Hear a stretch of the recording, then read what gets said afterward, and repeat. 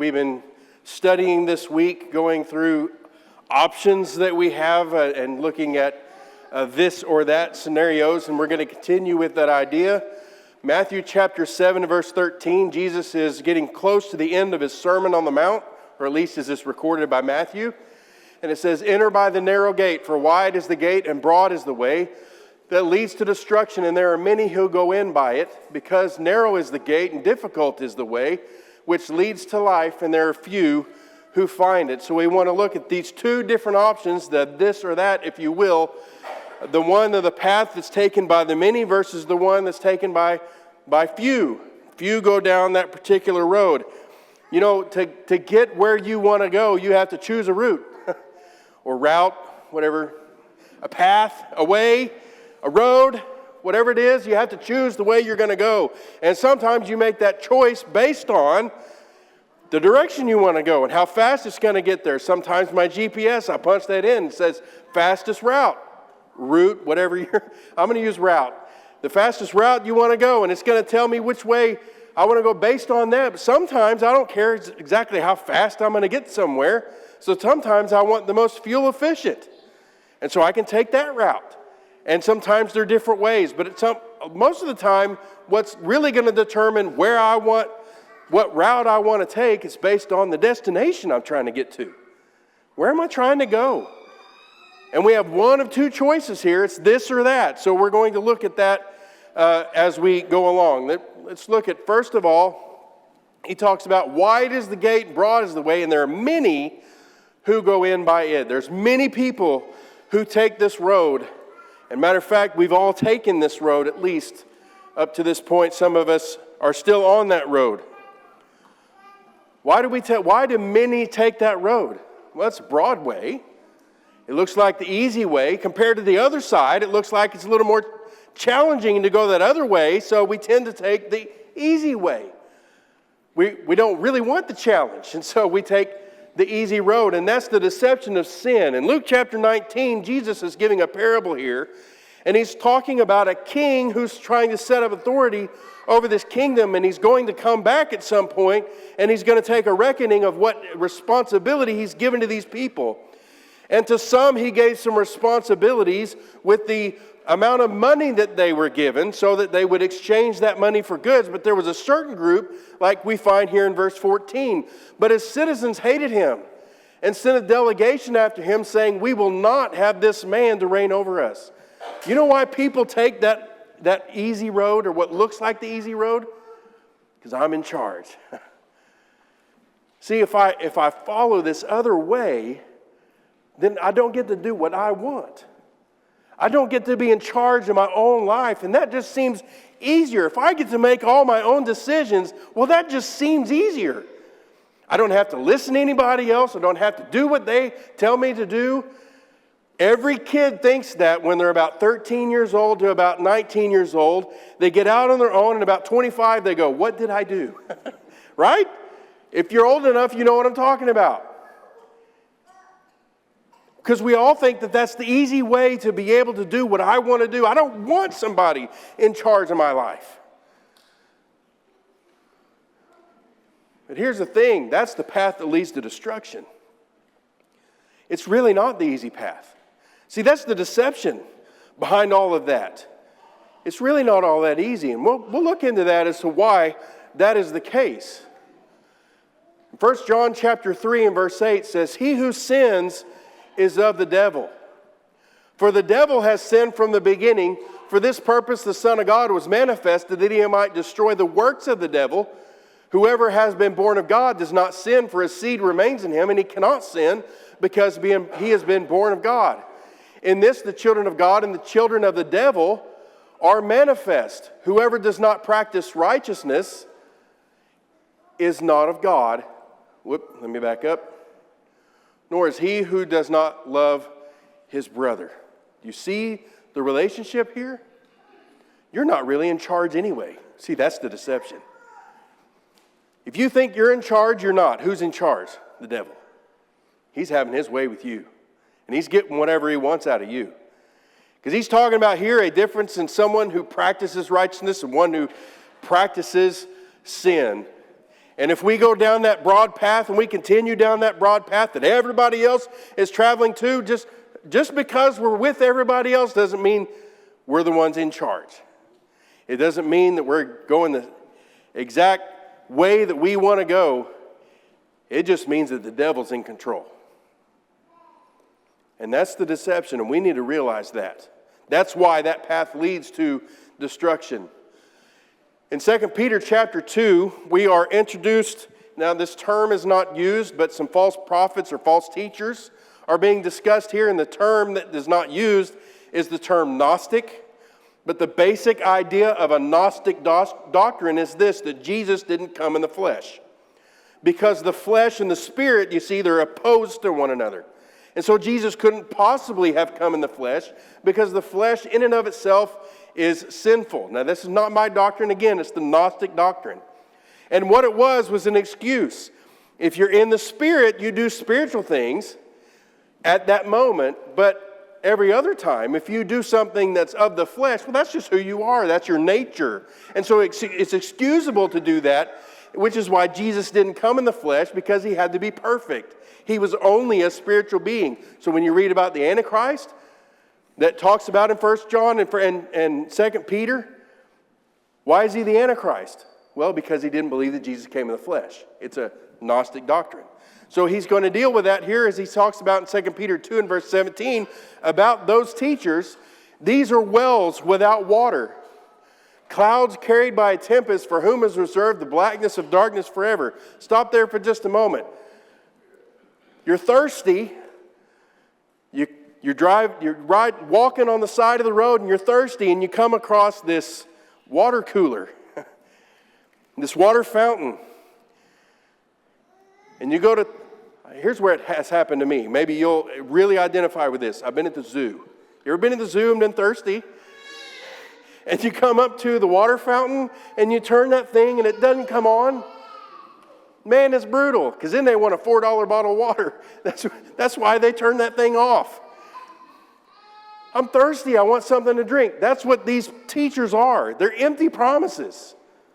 And he goes on and he talks about them. For when they speak great swelling words of emptiness, they allure through the lust of the flesh, through lewdness, the ones who have actually escaped from those who live in error. While they promise them liberty, they themselves are slaves of corruption. For by whom a person is overcome, by him also he is brought into bondage. Man, they tell you all these great things. That's what sin does. It makes a great promise. You're going to really enjoy this. This is going to be great. It's really going to quench that thirst. And then it doesn't. And then I become a slave to that. And how did they entice them? With lewdness, with the flesh. You live your own way. You do whatever you want to do. Whatever makes you happy, that's what you do. And it's empty. And we become a slave to our own desire for happiness. Proverbs 13 and verse 15 says, good understanding gains favor, but the way of the unfaithful is hard. You say, well, I know it says that, right? I know it says that. But I look at this guy down the road and he's rich. Seems like his family's all just the way it ought to be and all this stuff. He's got a pool, he's got nice cars, he goes on these fancy vacations and he goes all he wants. He drives first class, all these things. It seems like his life is easy. And so we dismiss things like this. But what we're not taking into account is the nature of sin is to cause addiction, to cause slavery. And how many times has this way been the difficult way because we think that I'm going to escape, I'm going to do my own thing, and I'm going to make myself happy. And I'm going to get that next high, or I'm going to get that next whatever it is. And the next thing I know, I'm a slave to that. And I don't care what I do to my wife to get it. I don't care what I do to my kids to get it. I don't care what I do to anybody else to get it. I don't care if it costs me my job to get it. You know what I'm talking about? You've seen this. And some people may escape to some degree, but the way of the unfaithful is hard. We become addicted to those things, and those things are hard and difficult to escape. And we end up not only hurting ourselves, but we end up hurting others. But there's another path. There's two choices. We're all on that path at some point, but there's a way to turn off of it and get on the other one. And he says, enter by the narrow gate. Narrow is the gate and difficult is the way which leads to life. That's a better destination. That's better than the destruction that's coming. And there are few who find it. So let's go down that road, the road that very few are on, as Jesus tells us here. What about that road? First of all, he talks about a gate there. John chapter 10 and verse 9, Jesus says, I am the door. If anyone enters by me, he will be saved and will go in and out and find pasture. The thief does not come except to steal and to kill and to destroy. I have come that they may have life and that they may have it more abundantly. Jesus is the gate. Jesus is the door. And he's the only access to this path. That's the challenge. I believe that that's the challenge for most people. Why they don't want to cross that door is because it's only through Jesus. John 14 and verse 6, Jesus says, I am the way, the truth, and the life. That's an exclusionary statement. That means he's the only way. He's the only door. But I want you to think about what is promised for those that take the road that leads to destruction and the road that he promises for us. Jesus took the suffering to ease ours. That's what he did. He said, let me go down that road. Let me go down the one that leads to destruction so that you can have the road that I take. You can have this road that leads to life, and you go through me to get it. I'll do the suffering for you so you don't have to. Now, that doesn't sound so bad. It is a little harder in that sense that we have to give up control. But Jesus already paved the way. And that's what makes it so wonderful. In Luke 9 and verse 23, here's the hard part. Then he said to them all, if anyone desires to come after me, let him deny himself and take up his cross daily and follow me. I don't know about you, but taking up a cross does not sound like fun. It doesn't sound easy. That's the challenge. It isn't easy. At times it is difficult because what he's asking us to do is to take up this cross of self-denial. To be selfless, not selfish. And that comes in multiple forms. One, that comes in the form of sin. Whatever sin that is, I need to disregard it. I need to get rid of that. And sometimes that is a cross that I have to bear to deny myself of that particular thing. To go through getting over an addiction, a physical addiction, is difficult and challenging and sometimes hurts to get over that. And so it's difficult to go through that kind of an experience. To be able to say, I'm denying myself of that. But he's not just talking about sin. He's talking about life. Areas where I want control, and yet it's okay for me to have somewhat control. There's nothing wrong with having a job. There's nothing wrong with having a family. Matter of fact, some of those things God says to do. There's nothing wrong with enjoying life within the bounds of righteousness and what God would have me to do. He wants me to do that, but at times I'm going to have to bear the cross of self-denial and say, not that this time. Because to do that would be selfish. To do that would hurt the church. To do that would hurt my family. To do that is selfish in nature. Therefore, I need to bear the cross of self-denial in that moment and get rid of it. And that's hard to do. I think in many ways that's even harder to do than when it's sin. Because I can justify it. I can say, well, I'm providing for my family. That's what I'm doing. That's why I'm doing this particular job. That's why I'm doing it at this particular time. And yet, that could be the very wrong choice because I'm really not motivated to support my family or whatever. I really just like the job. I like doing that. It's fun, or whatever. Or I like the stuff that it brings. Or I like the things that I think my children will want, and I try to ease their burden and try to pave the road for them. Whatever the reason might be. That's why this road is tougher. Because I have to make decisions like that. I was about to make a face, but I'll go ahead and make it. Every day. Every day we've got to make those decisions that I'm going to bear the cross of self-denial, and that's not always easy. 1 Corinthians chapter 9 and verse 24, Paul compares what we do as a Christian to that of a race. He says, "Do you not know that those who run in a race all run, but one receives the prize? Run in such a way that you may obtain it, and everyone who competes for the prize is temperate in all things. Now they do it to obtain a perishable crown, but we for an imperishable crown." So let's kind of break this down a little bit. What is he saying? Everybody's running in a race. And if you want to win the race, you have to run. That's just the way it works. You run, and you're running in such a way that you want to win. There were times that when I was in track, that I ran so the coach wouldn't yell at me. That was it. That was my motivation. I didn't run very fast in those particular times. Not that I ran real fast anyway, but I was on the relay team for whatever that's worth. But there were times that I just wouldn't run all that hard. But when we were in a meet, that was different.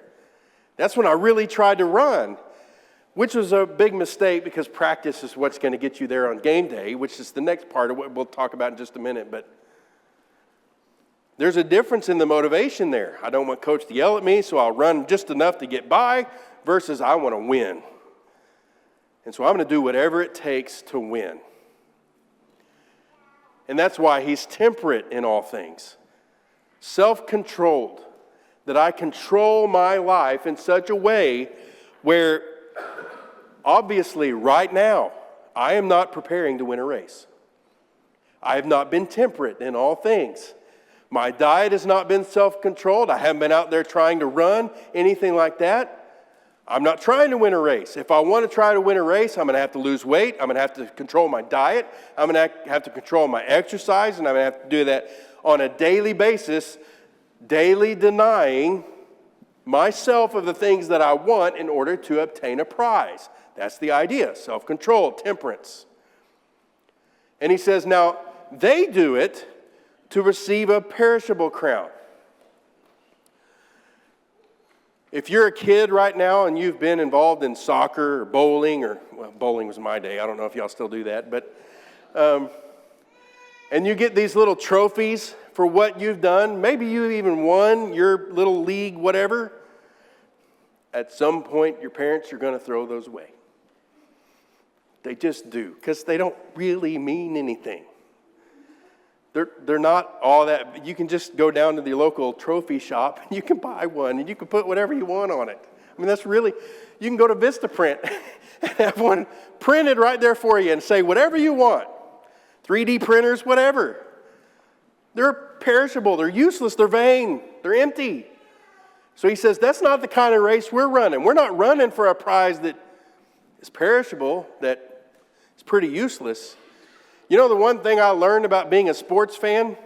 I really learned this lesson in 2011 when my favorite team won the NBA championship. Yes, that's the Mavericks. Sorry for you Rockets people, but I was a Mavericks fan. And I say I'm a supporter, not a fan. I was a fan back then. You know why? You know what happened? In 2011, we won the championship. Woohoo! Then the season started over. We weren't champions anymore. The next team came up and won. I don't even know who it was in 2012. I don't care who it was. It just didn't matter. Those are the things that they come and they go, right? Dirk Nowitzki doesn't even play anymore. He's gone. He's not gone, but he doesn't play. So it's just not the same. That's the point of the perishable crown. But what he's talking about here is something that's imperishable. So he goes on and he says, therefore I run thus, not with uncertainty. Not because I have a chance of even losing. I'm guaranteed to win. Now that's different. And he says, thus I fight, not as one who beats the air, but I discipline my body and bring it into subjection, lest when I preach to others, I myself should become disqualified. So he's talking about fighting here like a boxing match. But he says, that discipline my body. If you look at that word discipline, it means to beat myself up. Now, I don't think he's not telling us that we need to flog ourselves every time we do some sort of sin so that we bring our... That's not what he's talking about. He's talking about in a spiritual way, what we're doing is we're saying no to these things over here that we want to do so that we can say yes to things that are eternal. Say yes to these things that matter. Yes to these things that may hurt me in the moment, but are going to be good for me in the end. And that's the opposite of what sin does. Sin says it's good for you in the moment, and it's wrong for you in the end. And so he says, it's worth it. Is it a challenge? Yes. Do I have to beat myself up? Yes. Do I have to be temperate in all things? Yes. Do I have to deny myself and bear the cross of self-denial? Yes. But for what? A crown of life. An imperishable crown. Worth it. If you get nothing out of this sermon than this, it's worth the battle. It's worth the fight. It's worth the struggle. So keep the struggle up if that's where you are in the journey. Keep the struggle. And you'll win. Guaranteed. Because Jesus is the door. Because Jesus suffered so you wouldn't have to. And that's how we know that we have victory. So, in Galatians chapter 3 and verse 27, for as many of you as were baptized into Christ have put on Christ. One, this means that we need to be baptized into Jesus Christ. That we need to be baptized into Him so that we can put Him on. That we can discard that old me and deny that old me, and I can put Him on. He's now in charge of my life, but that also means that I take His righteousness, and I take His life, and I do what He tells me to do, and I go where He tells me to go, and I deny myself of those things to do what He wants me to do. That's what that means. And if you want a right relationship with God, if you want to be on that path of the few, you need Jesus, and you're going to have to put Him on. In every aspect. It starts with baptism, and it's putting Him on, and it's living that way. Living in such a way that, yes, you're going to struggle, but struggle through it because it's worth it. So it's this or that. Which path do you want to be on? Which path are you on? You know, one of the things that makes the path to destruction so easy is that whether you think about it or not, at some point you realize that's the path you're on. That's why it's the easy. That's why it's broad. Because we're on it. The question is, do you want to stay on that path? You want to get off of it? In Matthew chapter 11 and verse 28, Jesus says, come unto me, all ye that labor and are heavy laden, and I will give you rest. Take my yoke upon you and learn of me, for I am meek and lowly in heart, and you shall find rest unto your souls, for my yoke is easy and my burden is light. You can rest from your labor. You can be yoked with Jesus. Now, He does not say there's not a burden. He just says it'll be light. Why is it light? Because you're yoked with Him. A yoke is an instrument of work. It was meant to team two different working animals together. And Jesus says, you're not yoked alone, you're yoked with me. And it's His burden. And He says, I'm going to lighten your load. Which way really sounds easier? The one where we go through life and we deal with life and we deal with life struggles all by ourselves, or one with Jesus? One where we go through those struggles and He's right there with us because we put Him on. Today He's calling you and He's saying, come to me. Won't you come to Him? Deny self, put Him on. Thanks for joining our Sermon Series podcast today. For more, check us out on YouTube or come worship with us on Sunday mornings and Wednesday evenings.